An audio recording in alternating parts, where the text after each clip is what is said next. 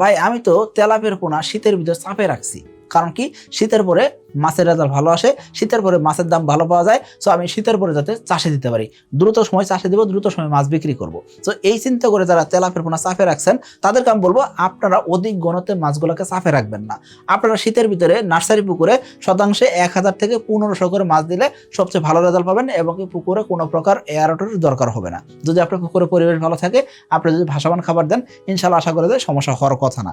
এরপরেও দেখা যায় অনেকের পুকুরে পরিবেশ খারাপ থাকে বা অনেকের পুকুরে মাছ খাবি খায়, এই সময় আপনি চাইলে এয়ারটেল ব্যবহার করতে পারেন। এই যে শীতকালীন সময় আপনি পোনাগুলোকে চাপে রাখতেছেন, অবশ্যই খাবার দিবেন।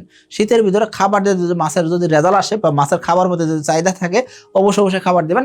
খাবার দিলে দেখবেন কি মাছের রেজাল্ট মোটামুটি একটা পাবেন।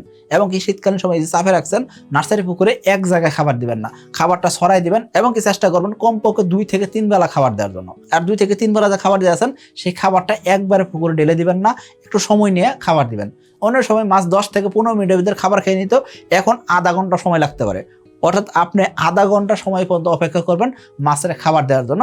আস্তে আস্তে খাবার দিতে থাকবেন, সকল মাছ যাতে খাবার পায় এই জিনিসটা আপনি এনশিওর করবেন। কারণ কি, আপনি যদি এক জায়গায় খাবার দিয়ে দেন, সেই ক্ষেত্রে সব মাছ খাবার পাবে না, মাছ ছোট বড় হবে। তো শীতকালীন সময় কিন্তু এমনিই সকল মাছ কিন্তু অত মুভমেন্ট করতে চায় না।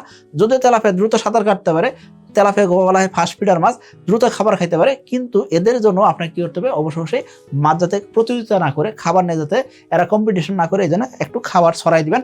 এবং কি আপনার মাছ যদি চাষে দেওয়ার উপযুক্ত হয়, শীতের ভিতরে আপনি চাষে দিতে পারেন। অর্থাৎ আপনার নিজের নার্সারি করা মাছ আছে, আপনি চাইলে কিন্তু পরিবেশ দেখে, অর্থাৎ দেখলেন কি আজকে তাপমাত্রা ভালো, চাইলে আপনি কিন্তু তেলাপিয়া গুলা চাষে দিতে পারেন। কিন্তু তাপমাত্রা ডাউন, সূর্য দেখা যাচ্ছে 5 দিন 7 দিন, এই সময় আপনি কোনোভাবেই এক পুকুরের মাছ আর এক পুকুরে স্থানান্তর করবেন না।